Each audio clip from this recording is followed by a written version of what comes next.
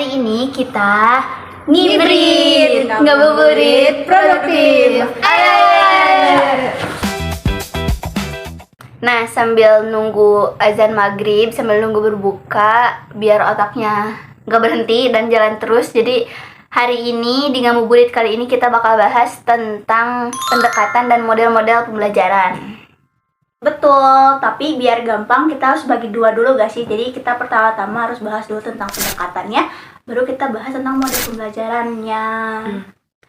Tapi biar mudah paham kita tuh harusnya pakai bahasa bayi nggak sih? Gugu gak? bukan kita pakai bahasa bayi biar orang-orang tuh lebih mudah paham gitu, gak usah pakai bahasa yang terlalu sains teori-teori gitu ya, gak usah. Jadi kita langsung aja bahas tentang pendekatan pembelajaran terlebih dahulu. Berarti kalau bahas kayak gini harus ini dulu gak sih, paham tentang pengertiannya dulu? Betul banget, kita harus paham tentang pendekatan pembelajaran itu definisinya kan? Definisinya Betul. apa? Jawab Mei, definisinya apa Mei?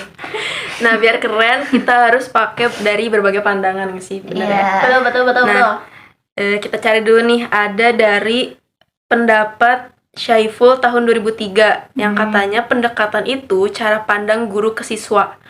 Simpelnya gini sih, dalam pendekatan guru kan harus pintar dalam menilai sikap dan juga mengatur kelas supaya pembelajaran itu bisa lebih nyaman.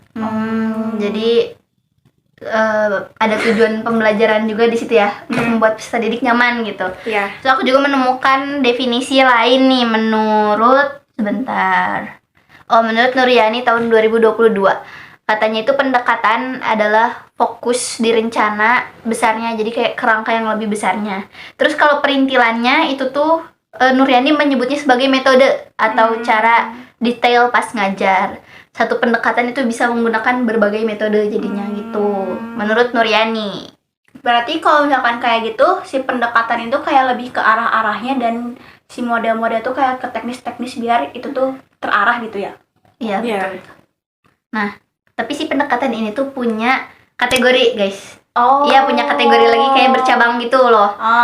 Nah, ada dua. Yang satu itu student center approach. Benar. Bacanya Iya. gitu. Betul, betul. Student center approach. Nah, itu tuh lebih menekankan siswa yang aktif. Ya, siswa yang aktif, siswa yang lebih banyak bicara dibanding dengan gurunya. Terus ada satu lagi. Apa? Nah, satu lagi itu teacher centered approach. Nah, itu kebalikannya. Kalau teacher center approach itu lebih ke gurunya yang banyak ngomong. Kalau simpelnya metode ceramah. Nah, itu berarti dia menggunakan pendekatan teacher center approach. Gitu. Tentang kategori berarti ya tadi. Iya, Kita membahas kategori. tentang kategori. Jadi guru itu hanya bersifat sebagai Fasilitator. fasilitator kalau kategori yang kedua gitu. Kebalik gak sih? Takutnya fasilitator itu yang kategori pertama. Karena kan kategori Iya, benar. student approach-nya tuh berarti fokusnya ke siswa. Iya, betul. Maaf. Salah. Jadi yang kategori pertama student approach, guru hanya menjadi Fasilitator. Nah, berarti kalau gitu kau pilih yang mana, Mei? Tergantung tujuan pembelajarannya sih. Betul tuh, aku setuju. Tapi selain dari kategori, si pendekatan ini tuh punya beberapa tipe. Ada tipe-tipenya, guys. Ya. Tiba-tiba banget nih ke tipe nih. Ya, tiba-tiba langsung aja lah, kita kan ini durasi. Lanjut. Ya, jadi tipe-tipe pendekatan pembelajaran itu banyak banget. Tapi kita ambil cuma beberapa yang sekiranya familiar gitu ya di telinga kita. Nah, yang pertama itu ada pendekatan kontekstual. Nah, pendekatan ini menghubungkan pelajaran itu dengan kehidupan nyata. Nah, kata Supriyono tahun 2009, kontekstual itu nantinya guru mengaitkan materi dengan dunia nyata siswa. Oh, ini tuh kayak sejenis kalau misalnya kita mau merasakan sesuatu itu bermanfaat untuk kita, berarti sesuatu itu harus berhubungan dengan kehidupan kita gitu ya. Itu tuh bisa tuh sejenis sama pendekatan kontekstual. Jadi peserta didik itu harus guru ajak untuk pembelajarannya itu harus sesuai dengan apa yang pernah mereka alami gitu, sehingga mereka merasa oh penting nih pembelajaran ini karena aku juga memerlukan gitu. Karena kontekstual, karena sejalan dengan apa yang aku rasakan gitu. Berarti misal kalau misalkan kita jadi guru di daerah Gede Bage, berarti kita bisa pakai Gede teks eksplanasi yang temanya tuh atau topiknya tuh banjir. Iya Nah, gak? ya, karena langganan Banjir, Gede Bage. iya, Jadi gitu siswa-siswinya karena merasakan hal itu penting nih untuk Penting, mempelajari iya, ini betul. gitu katanya. Tapi beda cerita kalau misalnya siswanya itu sering merasakan kemacetan. Kayak gerlong. Iya, Daerah contohnya kayak kita saya. ada ya, kita ada Gerlam. Nah, kalau begitu berarti contoh teksnya harus mengenai kemacetan juga. Intinya harus sesuai gitu Sesuai ya sama dengan konteks lingkungan lah ya. kontekstual gitu. Oke. Nah, terus selanjutnya itu ada pendekatan yang namanya open ended. Nah, pendekatan ini tuh ya buka tutup. Gimana tuh pendekatannya? Jadi pendekatan ini tuh lebih ke mendekatkan diri kepada masalah sih Waduh. sebenarnya. Waduh. Troublemaker tuh. Baik. Nah, gimana tuh? Nanti guru itu bakal memberikan sebuah masalah yang cara penyelesaiannya itu bisa beragam, bisa beranak pinak. Berarti bisa gini dong contohnya. Guru itu bakal ngasih tugas ke peserta didiknya untuk misalnya nih, misal dalam pembelajaran bahasa Indonesia memberikan tugas untuk membaca cerita. Ya. Membaca cerita, kemudian membebaskan peserta didik untuk menemukan akhir ceritanya mau seperti apa. Oh Gitu iya kan iya ya. iya iya. Kayak Bisa, misalnya bisa, kalau bisa. gurunya itu coba anak-anak baca cerita kancil dan buaya. Ya. Nah, itu kan akhirnya Si kancilnya selamat kalau nggak salah. iya kan, si kancilnya selamat, tapi ini tuh beda gitu. Gurunya tuh memberikan kebebasan kepada peserta didik untuk menemukan akhir dari ceritanya itu bagaimana. Mau dibagaimanakan tuh si kancil atau si buayanya itu dibebaskan karena untuk menuntut kreativitas mungkin. Lebih ke arah situ mungkin ya, open ended tuh. Menurut aku ya, menurut aku. Oh, berarti kalau kayak gitu ada kelebihannya nggak sih? Kayak kelebihan itu tuh misalnya si pendekatan itu membuat si siswanya tuh makin kreatif lah ya, makin aktif gitu dalam Iya, pembelajaran. Berarti kalau ada kelebihan nggak akan jauh dari adanya kekurangan.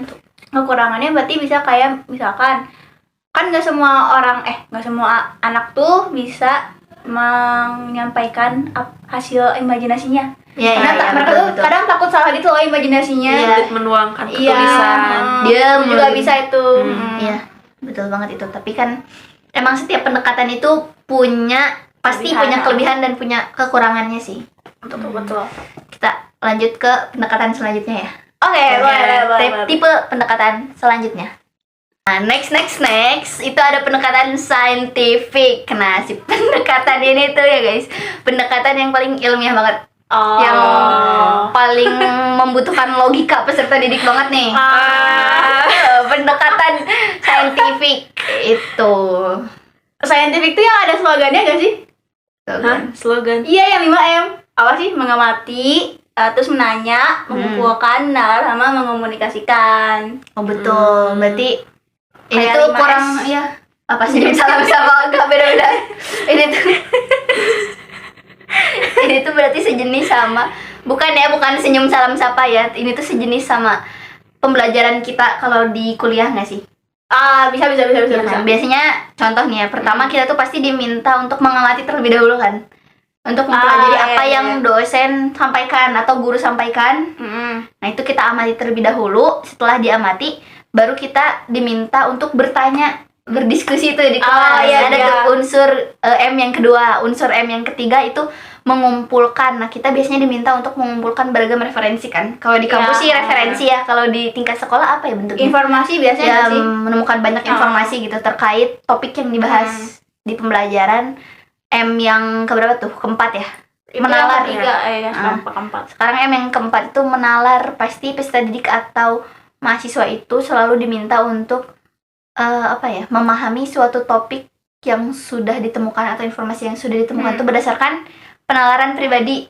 Ya. Menurut pendapat Nah, pribadi itu lah ya. menurut Sapri gitu. Sapri, Saya ya. pribadi gitu. Menurut pendapat pribadi, baru terakhir peserta didik itu atau mahasiswa nih seringnya ya diminta untuk presentasi sebagai bentuk M yang terakhir itu mengkomunikasikan. Gitu sih menurut aku. Sejenis lah gitu. Iya, bisa sih. Sering bisa sih. digunakan di kurikulum sekarang ini. Karena kita juga rasakan kan itu. Deep learning kan soalnya sekarang kurikulum. Ya, bisa itu. Selanjutnya pendekatan terakhir yang bakal kita bahas di sesi hybrid kali ini, yaitu pendekatan tentang realistik. Betul. Pendekatan yang memberikan kita contoh secara nyata gitu. Jadi kalau ada masalah, contohnya tuh langsung ada buat ngegambarin, Menggambarkan. biar kita kegambar gitu solusinya gini.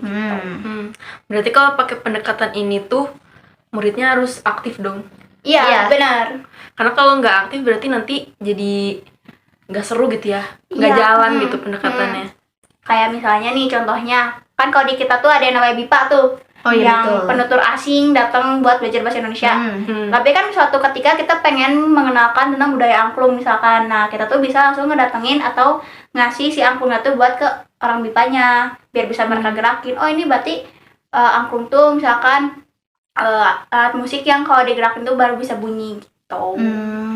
Berarti pendekatan itu lebih apa ya, fokus atau mengedepankan contoh nyatanya dulu gitu, agar peserta didik tuh bisa melihat gambarannya secara langsung. Baru ketika mereka mau mencari solusi atau mau memainkan, kalau tadi ya jenisnya, kalau jenisnya alat musik berarti mau memainkan atau mencari solusi dari sebuah permasalahan, itu pertama kalinya itu harus dilihat dulu contohnya. Ya, gitu. contohnya dulu. Dari contoh nyatanya berarti. Oke. Ya. Nah, itulah obrolan tentang pendekatan pembelajaran kita untuk kali ini. Nah, selanjutnya kita bakal ngobrolin lebih dalam tentang model-model pembelajaran. So, stay tuned.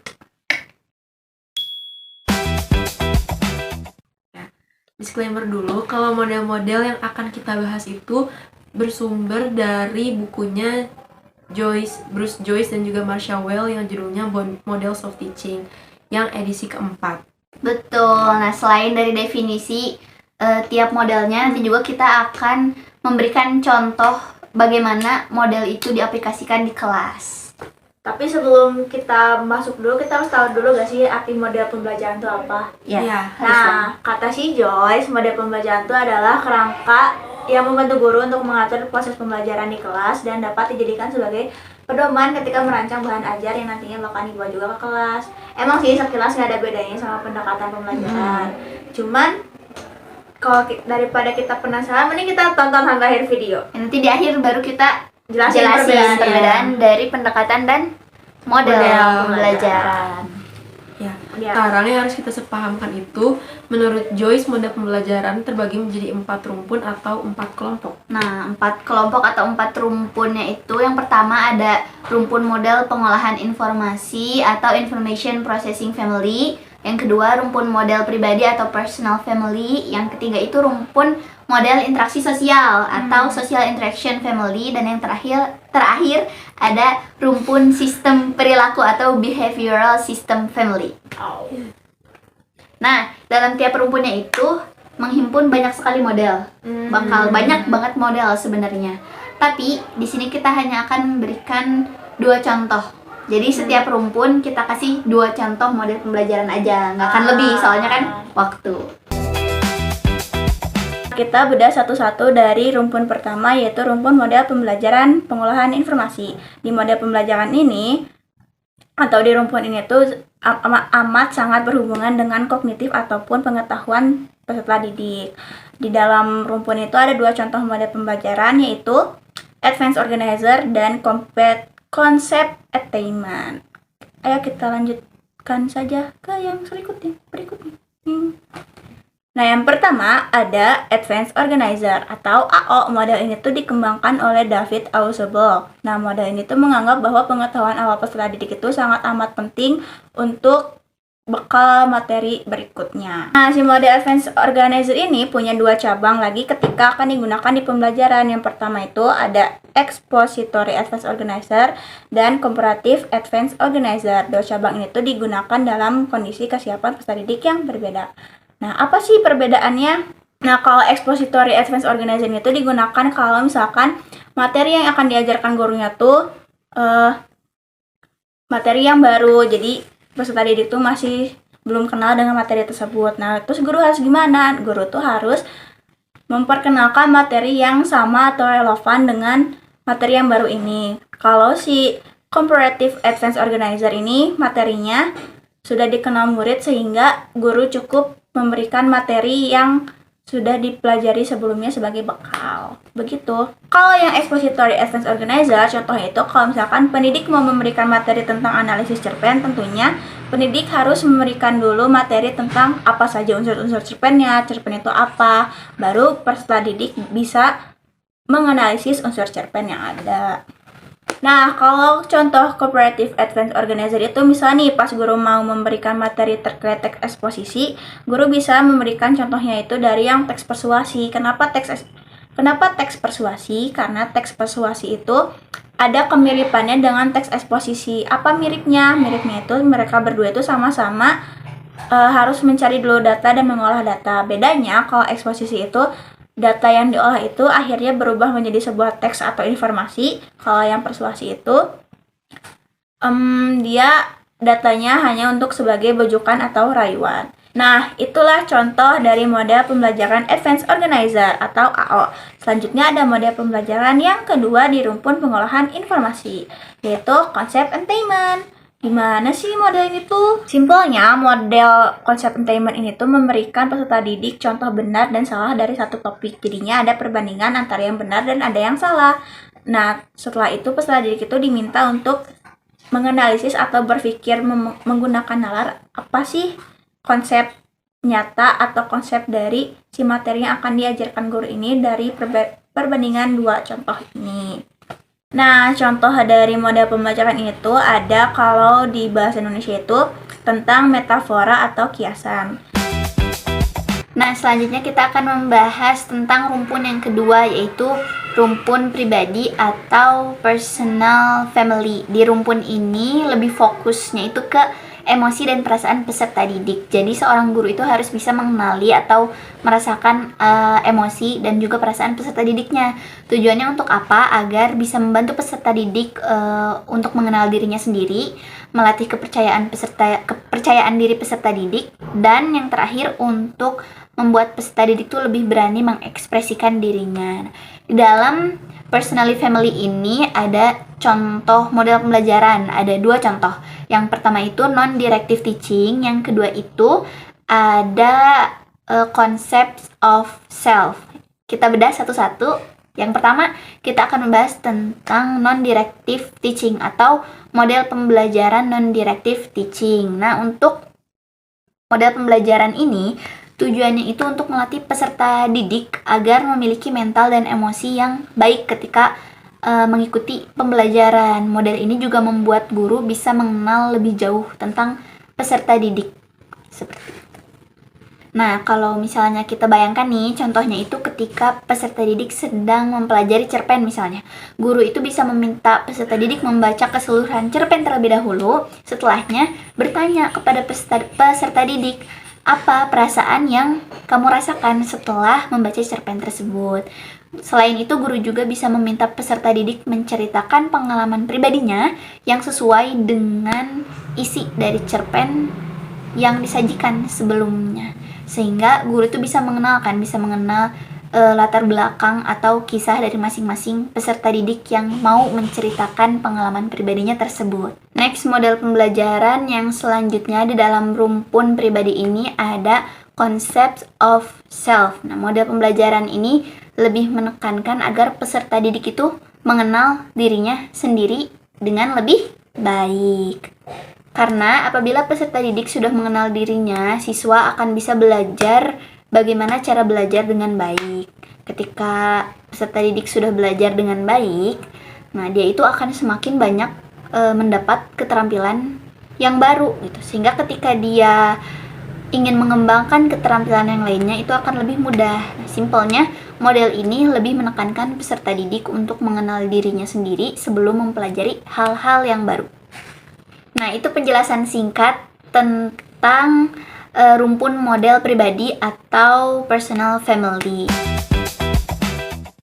Oke, tadi kita udah bahas dua rumpun. Sekarang rumpun yang ketiga, yaitu rumpun model interaksi sosial atau social interaction family. Seperti namanya, Rumpun ini tuh berfokus ke interaksi sosial atau kepekaan sosial peserta didik terhadap lingkungan di sekitarnya. Nah, contoh model pembelajarannya itu ada model role play. Mungkin gak asing didengar ya. Nah, model pembelajaran ini tuh membantu peserta didik untuk lebih peka dan mampu memecahkan permasalahan sosial melalui tindakan atau peragaan. Nah, menurut Joyce, alur role play yang bisa dijadikan patokan oleh guru itu ada 4. Yang pertama ada persiapan untuk memilih karakter dan naskah. Yang kedua ada performa, bagaimana penampilan bermain peran. Yang ketiga itu ada debrief atau diskusi emosi dan pelajaran dari kisah yang ditampilkan. Yang keempat ada transfer, yaitu menyambungkan dengan kehidupan peserta didik. Contoh model pembelajaran yang kedua di rumpun interaksi sosial, ini adalah model group investigation. Ya, simpelnya model ini tuh akan membagi peserta didik ke beberapa kelompok, yaitu kelompok-kelompok kecil. Nah, di kelompok-kelompok ini tuh mereka akan disuruh memecahkan permasalahan yang diberikan oleh guru. Di model group investigation ini menekankan pada kolaborasi dan empati sosial yang terbentuk dari hasil kerjasama. Investigasi atau pemecahan masalahnya juga bukan berfokus pada investigasi mencari fakta atau data, tapi investigasi lingkungan sosial yang nyata berdasarkan pandangan peserta didik. Kalau contoh dalam pembelajaran bahasa Indonesia, ketika sedang mempelajari pantun, maka guru bisa menerapkan model ini untuk membuat peserta didik menemukan makna sosial di balik pantun yang diberikan. Nah, sekarang terakhir banget itu ada rumpun yang keempat atau rumpun model sistem perilaku. Bahasa kerennya sih ya, ada namanya tuh behavioral system family. Di rumpun ini tuh sifatnya untuk mengubah untuk mengubah perilaku belajar atau hasil belajar dari si peserta didik tersebut.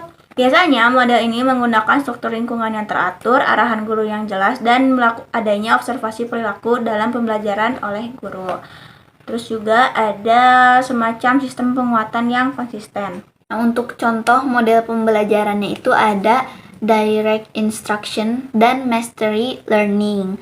Kalau untuk si direct instruction itu fokusnya ke penyampaian materi dan arahan terstruktur yang diberikan guru untuk peserta didik. Contohnya, guru melakukan orientasi berupa penyampaian tujuan pembelajaran. Kemudian memberikan materi terlebih dahulu melalui presentasi. Setelahnya melakukan latihan terbimbing untuk peserta didik, kemudian meminta peserta didik untuk latihan mandiri, dan terakhir melakukan penutupan serta tindak lanjut dari materi yang sudah dibahas. Contoh pembelajaran yang kedua dalam rumpun sistem perilaku ada model pembelajaran mastery learning. Nah, kalau mastery learning itu fokusnya untuk memperbaiki pencapaian penguasaan materi peserta didik. Biasanya peserta didik baru bisa melanjutkan ke materi selanjutnya jika penguasaan materi itu di atas 80%. Simpelnya, ini sejenis sama remedial yang pernah kita lalui. Contohnya kalau guru meminta peserta didik mengerjakan 10 soal tugas. Sebelum mengerjakannya, guru akan melihat kemampuan awal peserta didik, baru memberikan materi, setelah itu memberikan 10 soal yang minimal 8 jawabannya harus benar. Jika belum, maka guru akan mengulang kembali materi dan melakukan tes ulang. Begitu seterusnya sampai peserta didik bisa mencapai nilai benar 8 atau di atas 8. Nah, itulah contoh-contoh model pembelajaran dari rumpun sistem perilaku atau behavioral system family. Jadi, dalam rumpun sistem perilaku, contoh model pembelajaran itu ada 2, yaitu ada direct interaction dan mastery learning. Nah, dari 4 materi rumpun model pembelajaran yang sudah kita bahas beserta contohnya tadi, jadi sekarang kita hadirkan Mei dan Arin yuk. Halo semuanya, akhirnya kita bisa full tim lagi setelah tadi kita masing-masing ya menjelaskan tentang model-model pembelajaran. Gimana sesi ngibrit kali ini? Padat banget kan, daging banget nih isinya. Iya dong. Nah, coba kita denger review dulu nih. Tadi kita udah bahas apa aja sih? Tadi kita udah bahas tentang pendekatan sama model pembelajaran, udah ada contoh-contohnya juga. Terus Oke, betul. Tepuk tangan. Nah, sebelum sesi ngibrit kita selesai, kita harus kasih tahu dulu tadi dong janji kita di awal. Kita akan memberitahu penonton setia kita apa perbedaan dari pendekatan dan model pembelajaran. Jadi apa, Mi? Jadi perbedaan yang pertama itu ada di definisinya dulu. Kalau pendekatan itu isinya lebih ke pandangan umum gitu ya, atau titik tolak pendidik dalam menyusun pembelajaran. Kalau model itu kayak langkah-langkah yang harus dilakukan selama pembelajaran berlangsung untuk mencapai tujuan pembelajaran. Nah terus ada perbedaan lagi yang kedua. Kedua, apa Yang tuh? kedua tuh ada di tahap pas lagi nyusun RPP atau modul ajar. Jadi harusnya kita tuh memilih pendekatannya, apakah kita mau mempusatkan pembelajaran kita ke siswa atau ke guru. Baru dari situ kita bisa menentukan model pembelajaran mana yang mendukung si pendekatan tersebut. Berarti 1, 2. Nah, ketiga nih, yang ketiga perbedaannya itu kalau pendekatan mirip-mirip polanya sama yang ingin dikembangkan oleh pendidiknya. Gitu. Kalau model itu gambaran atau replika selama pembelajaran berlangsung. Jadi kalau pendekatan itu polanya, kalau model itu replikanya. Pola replika gitu. Iya. Untuk mengisi pola itu berarti kan Kayak sketsa meren ya. iyalah sejenis Ya. itu sketsa tuh. Jadi cukup sekian sesi ngibrit kita kali ini. Mohon maaf apabila masih banyak kesalahan dan mohon koreksinya apabila ada kesalahan ya di Ya. presentasi nanti. Mohon koreksinya teman-teman. Maka daripada itu kami dari tim berapa kita? 8. Kelompok 8 ingin mengucapkan Minal aizin wal faizin, mohon maaf lahir dan batin. Happy Eid Mubarak 1447 Hijriah. Dadah. Dadah. Sampai jumpa di ngibrit selanjutnya. Yeah. Ngibrit, Ngabuburit ngabuburit produktif.